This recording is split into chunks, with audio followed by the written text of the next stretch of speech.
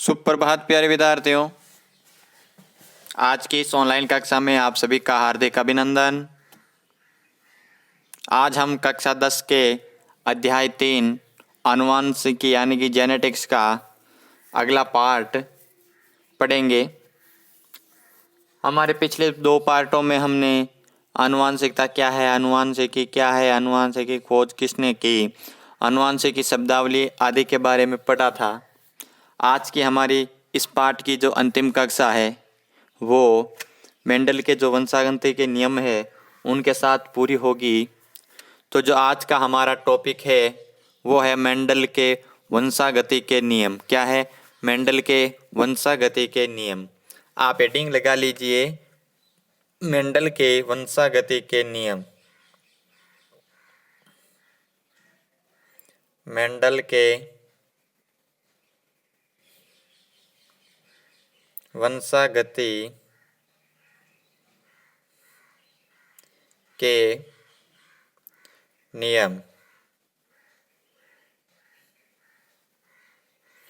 अब मेंडल की वंशागति के नियम कौन कौन से हैं, अर्थात मेंडल ने जो प्रयोग किए वे कौन कौन से हैं, अगर उनके बारे में हम बात करें तो मेंडल का जो पहला नियम है वो है आपका प्रभाविता का नियम। कौन सा नियम?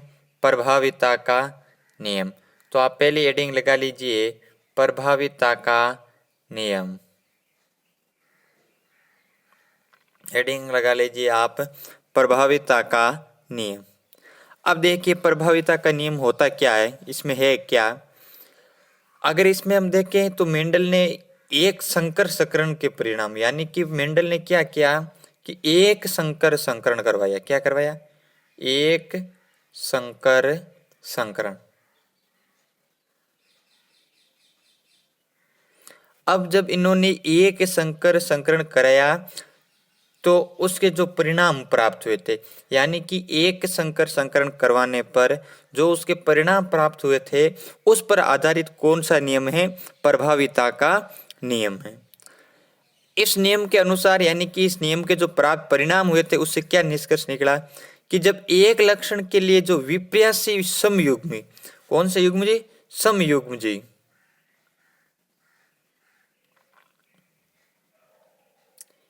एक विपर्यासी समयुग्म जी पादपों में जब संकरण कराया जाता है, क्या करवाया जाता है? उनके मध्य उनमें संकरण करवाया जाता है। तो संकरण कराते हैं तो वे क्या करते हैं? जो लक्षण, कौन से लक्षण? जो F1 पीढ़ी में, क्या है? F1 पीढ़ी में अपनी अभिव्यक्ति क्या करते हैं? अभिव्यक्ति को दर्शाते हैं, या अपने F1 पीढ़ी के लक्षणों को क्या करते हैं? दर्शाते हैं।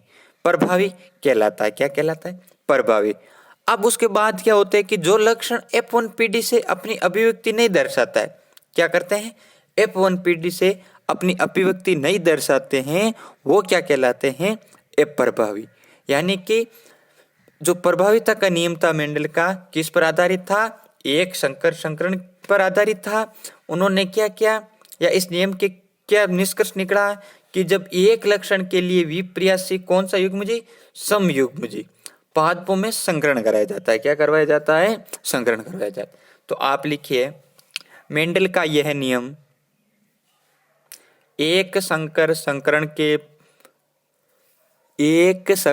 संकरण पर आधारित है। इस नियम के अनुसार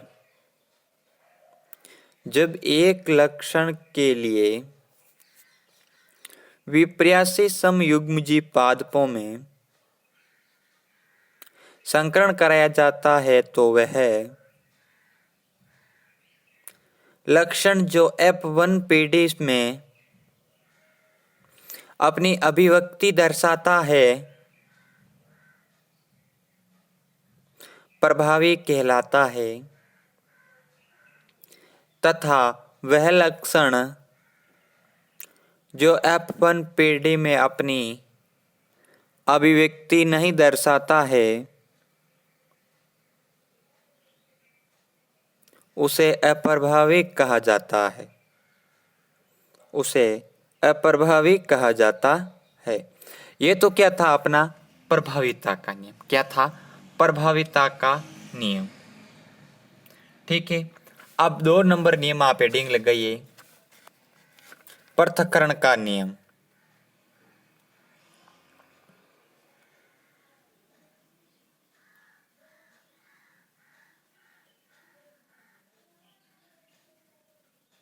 पृथक्करण का नियम, या आप इसको कह सकते हैं युग्मकों की शुद्धता।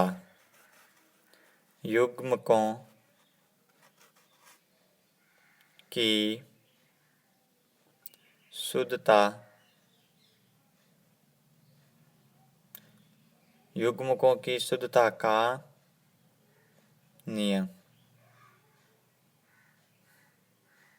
ठीक है, या तो आप इसको कह सकते हो मेंडल का पृथक्करण का नियम, या आप इसको कह सकते हो मेंडल का युग्मकों की शुद्धता का नियम। अब इस नियम के अनुसार क्या तथ्य है, देखिए कि इस नियम में मेंडल ने क्या किया, वही बात है, एक संकर संकरण के परिणामों पर आधारित है। यानी कि जो ये नियम है वो भी किस पर आधारित है, एक संकर संकरण पर क्या है, आधारित है। अब इस नियम पर आधारित है तो देखिए क्या है कि इसमें जो F1 पीढ़ी, कौन सी पीढ़ी, F1, ये रही आपकी F1 पीढ़ी। अब F1 पीढ़ी में क्या होता है, देखिए इसमें कि जो F1 पीढ़ी के जो संकर क्या है, संकर, या आप कह सकते हैं विषम युग्मजी। कौन से युग्मजी, विषम, जबकि प्रभाविता के नियम में कौन से थे, सम युग्मजी, विषम युग्मजी। कि जब F1 पीढ़ी में के संकर में जब विषम युग्मजी से युग्म बनते हैं, क्या बनते हैं, विषम युग्मजी के या विषम युग्मजी से क्या बनते हैं, युग्मक बनते हैं तो उस समय क्या होता है कि जो दोनों युग्म विकल्पीय क्या है, जो दोनों युग्म विकल्पीय एक दूसरे से पृथक होकर क्या होकर, एक दूसरे से अलग अलग होकर, यानी कि जो दोनों युग्मज थे वो क्या हो गए, दोनों से अलग अलग हो गए। अब अलग अलग जो युग्मकों में चले जाते हैं, यानी कि एक दूसरे से पृथक होकर वो क्या हो जाते हैं, अलग अलग चले जाते हैं। अर्थात इसे क्या कहा जाता है, पृथक्करण का नियम, या आप इसको विसंयोजन का नियम भी कह सकते हैं, या आप इसको युग्मकों की शुद्धता का नियम भी कह सकते हैं। अब अगर इनके आगे बात की जाए तो इनमें क्या हुआ कि जो प्रत्येक युग्मक है, क्या है, प्रत्येक युग्मक, उनमें क्या हुआ कि एक लक्षण के लिए तो क्या था, एक युग्म विकल्पी पाया गया। क्या पाया गया, एक लक्षण के लिए क्या पाया गया, एक युग्म विकल्पी। अब जब युग्म विकल्पी पाया गया जाता है तो उसे युग्मकों की शुद्धता का नियम कहते हैं। क्या कहते हैं, शुद्धता का नियम। अब अगर आपने यहाँ पर पढ़ा था एक नाम कि अलग अलग हो, पृथक होकर अलग अलग चले जाते हैं, क्या हो जाते हैं, अलग अलग चले जाते हैं। अब इस अलग अलग चले जाने की देखिए यहाँ पर एक आपको चित्र बता रहा हूं, वो देखना आप आराम से।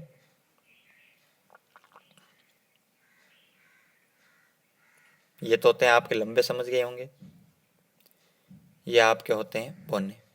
लिखूं, ये है लंबे, ये है बोने।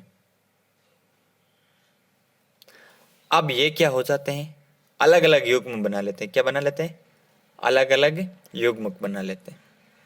और यहाँ पर ये अलग अलग युग्म बना लिया, ये लो भाई बना लिया। तो अब अगर इनको देखा जाए कि अलग अलग युग्म कौन से बनाते हैं, तो इसकी जो मैं सारणी बना रहा हूं वो बना लेना आप। सारणी अभी देखना यहाँ पर है आपकी।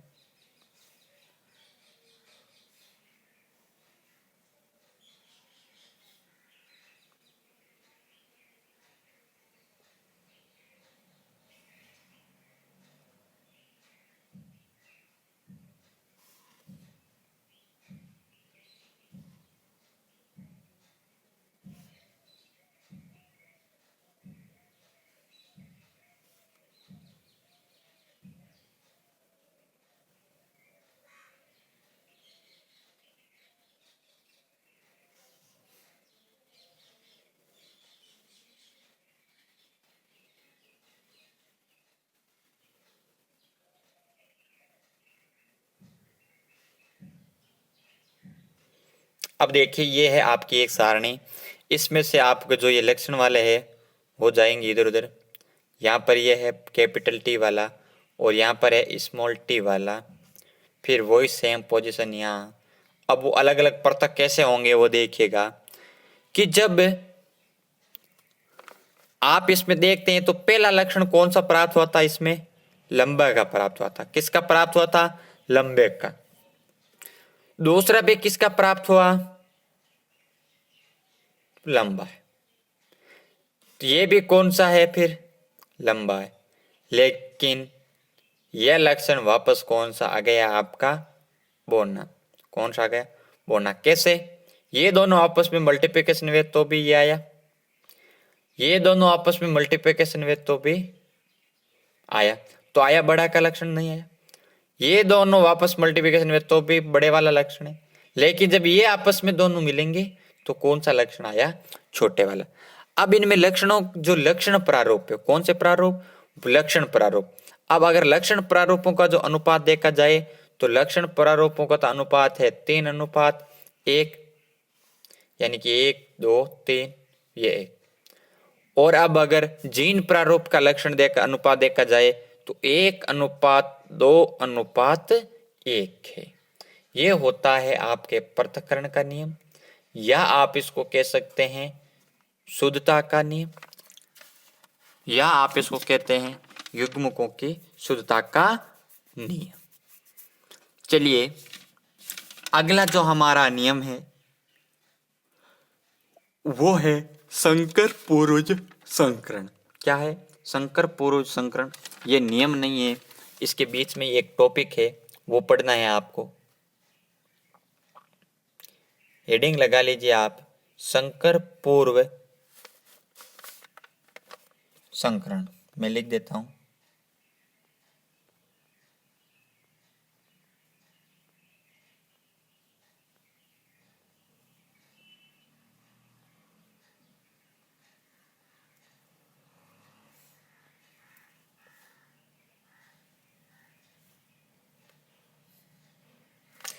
अब देखिए संकर पूर्व संकरण में क्या होता है।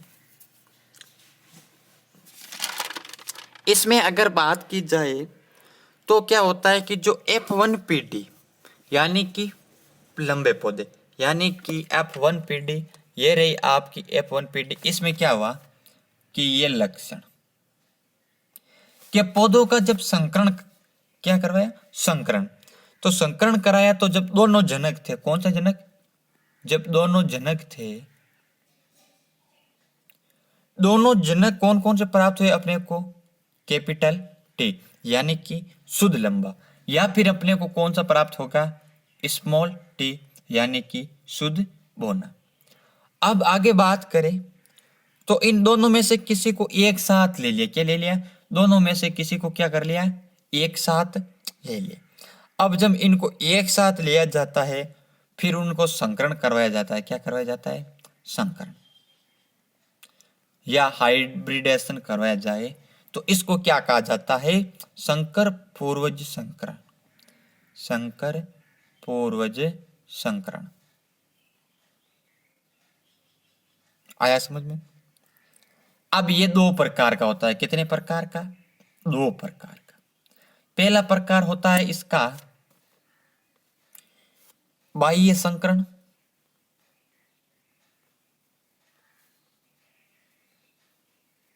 बाह्य संकरण।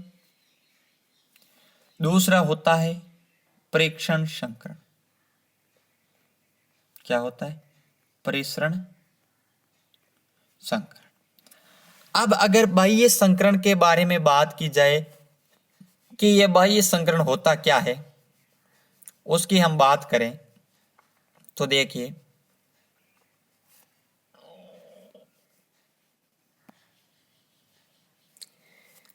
इस संकरण में क्या होता है कि जो F1 पीढ़ी के पादप है, कौन से पीढ़ी के?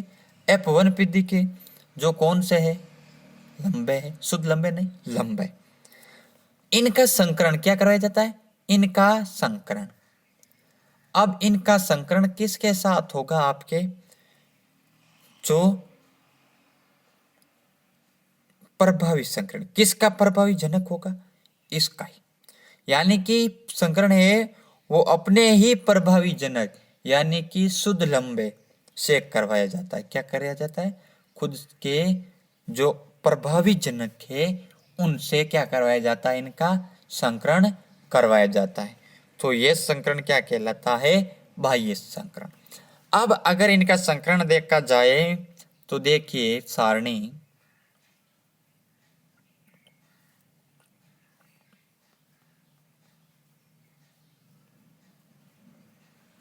तो यहाँ पर टी, यहाँ पर, तो ये हो गया इनका संकरण। क्या हो गया? इनका संकरण। अब इन संकरण हुआ तो इनमें लक्षण प्रारूप का अनुपात क्या हुआ था? 100% पौधे लंबे हैं। क्या है? 100% पौधे क्या है? लंबे। यानी कि ये भी कैपिटल टी और ये भी शुद्ध लंबा। और इनका जो जीन प्रारूप कौन सा अनुपात हुआ? लंबा भी एक है, शुद्ध लंबा भी, और अशुद्ध लंबा भी एक है। तो 1:1 हो गया। क्या हो गया?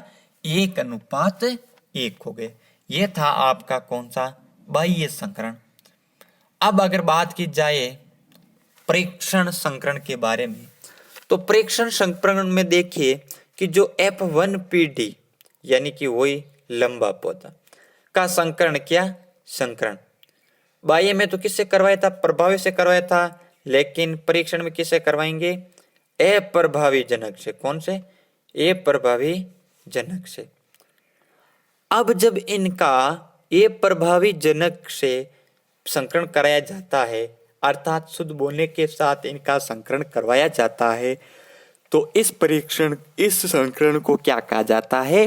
प्रेक्षण संकरण कहा जाता है। इसकी सारणी देखिए आप,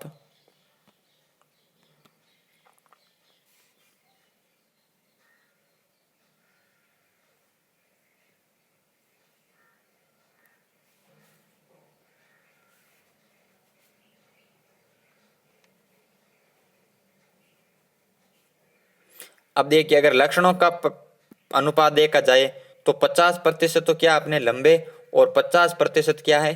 छोटे, या आप कह सकते हैं बोले। और जीन प्रारूप भी क्या हो गया फिर? इनका जो 50% है वो तो कौन थे? विषम युग्मजी। और जो 50% थे वो थे आपके सम युग्मजी। तो ये थे अपने बाह्य संकरण और प्रेक्षण संकरण।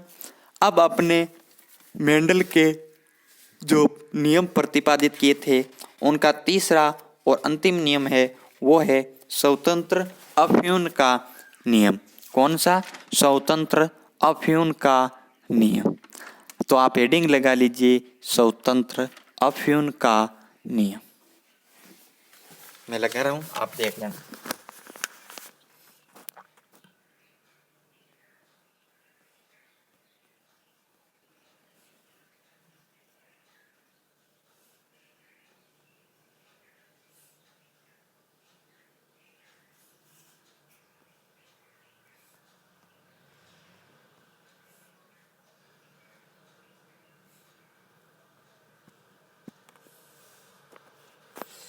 क्या है?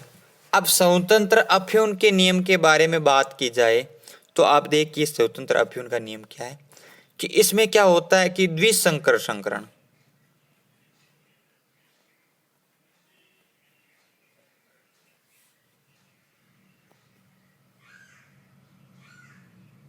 कौन सा? द्विसंकर संकरण। अब अगर इनमें जो द्विसंकरण थे उनके परिणामों पर आधारित है, यानी कि जो पहले वाले वो जो नियम थे वो तो एक संकर संकरण पर आधारित थे, लेकिन ये किस पर आधारित है? द्विसंकर संकरण पर क्या है? आधारित नियम है। अब अगर इस नियम के तथ्यों के बारे में की जाए तो इसमें क्या है कि जब दो अलग अलग, यानी कि दो से अधिक, जब दो से अधिक विपर्यासी, कौन से? विपर्यासी, जब दो अलग अलग विपर्यासी लक्षणों युक्त जो पादप है उन पादपों को अगर संकरण करा जाए या उन पादपों में संकरण कराया जाए तो एक लक्षण की वंशागति का लक्षण क्या हो जाता है? इसमें देख लीजिए, वापस समझा देता हूं कि जो दो विपर्यासी लक्षणों के जो पादप थे अगर उनका संकरण कराया जाए नहीं तो एक लक्षण की जो वंशागति का दूसरे लक्षण की वंशागति पर कोई प्रभाव नहीं पड़ता है। यानी कि एक वंशागति के लक्षण दूसरी वंशागति के लक्षण पर कोई प्रभाव नहीं डालते हैं। यानी आप यूं कह सकते हैं कि जो प्रत्येक लक्षण के जो समयुग में विकल्पित है वो केवल परतक ही नहीं होते हैं, बल्कि उनमें क्या हो जाते हैं, विभिन्न लक्षणों के जो युग्म विकल्पी है उन एक दूसरे के प्रति क्या हो जाते हैं, स्वतंत्र हो जाते हैं या स्वतंत्र रूप से क्या करते हैं, व्यवहार करते हैं। अब आगे ये था आपका स्वतंत्र अफ्यून का नियम। अब अगर हम स्वतंत्र अफ्यून के नियम को समझने के लिए उदाहरण को देखें तो आप देखिए,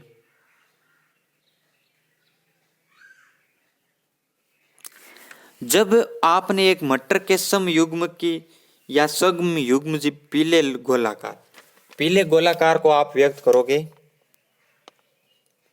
पीला गोलाकार, यानी कि यह आपका पीला गोलाकार बीज है। क्या है? पीला गोलाकार बीज है। अब इस पौधे का हरे जरीदार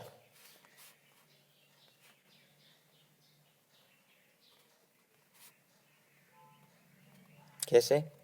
हरे जरीदार, इसकी code language small Y Y R. अब इस बीज के पौधे से करवाया जाए, यानी कि इसका संकरण किसके साथ? इसके साथ संकरण करवाया जाए तो जो F1 पीढ़ी के सभी पौधे क्या होते हैं, जो F1 पीढ़ी के सभी पौधे प्राप्त होंगे वो कौन से होंगे? पीले गोलाकार बीज के। किसके? पीले गोलाकार बीज के, यानी कि इसके। ठीक है, और कैसे प्राप्त होंगे वो देखिए।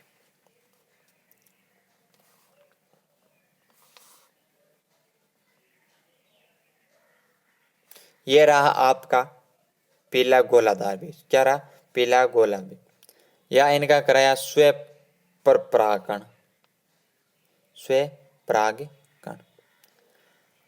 अब क्या प्राप्त होते हैं देखिए।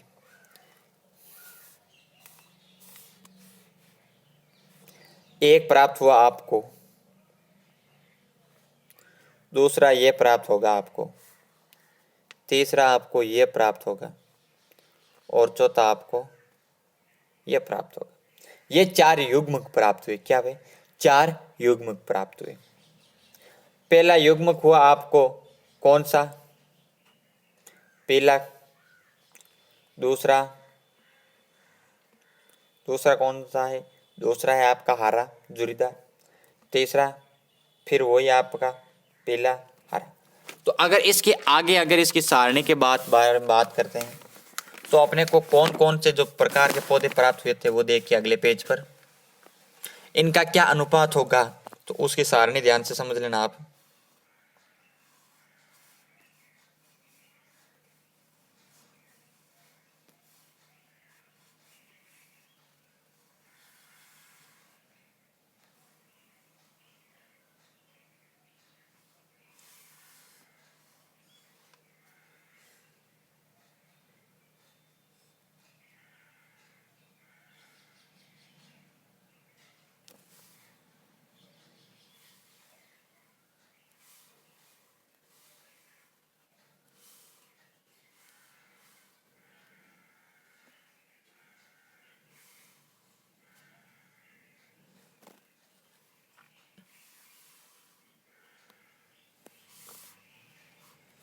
ये देखिए यहाँ पर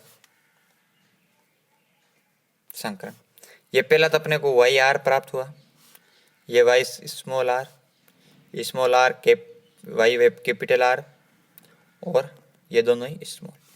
अब अगर इनका संकरण प्राप्त किससे करवाया जाए? पहला खुद के साथ करवाया जाए तो कौन सा प्राप्त होगा? Y R are.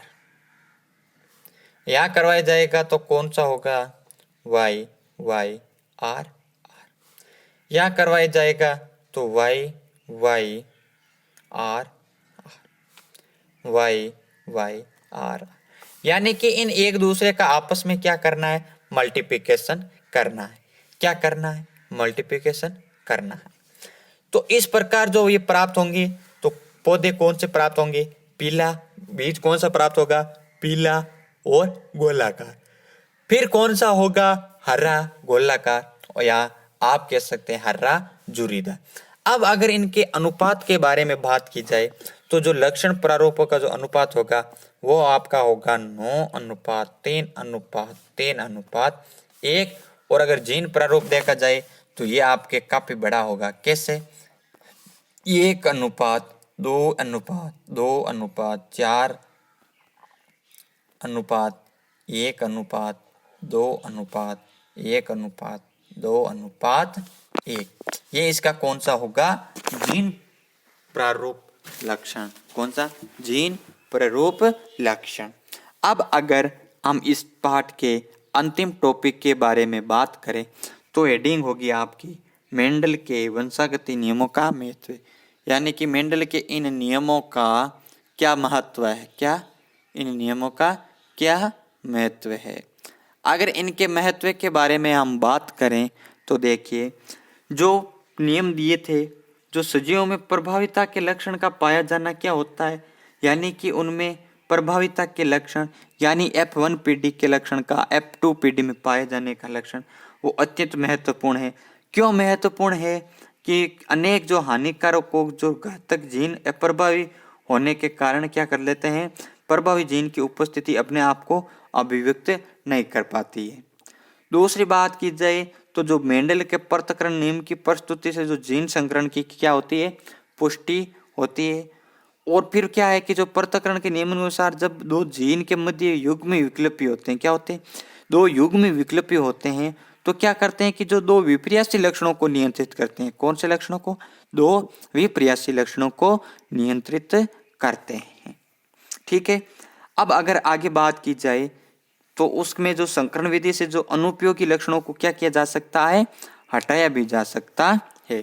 तो इसी टॉपिक के साथ हमारा जो आनुवांशिकी अध्याय है, कक्षा 10 का तीसरा अध्याय, ये समाप्त होता है। आशा करते हैं कि ये पाठ आपको अवश्य समझ में आया। आप अपनी संतुष्टि या आप अपनी जिज्ञासा या आप अपने कोई प्रश्न पूछने के लिए अवश्य कमेंट करें। धन्यवाद।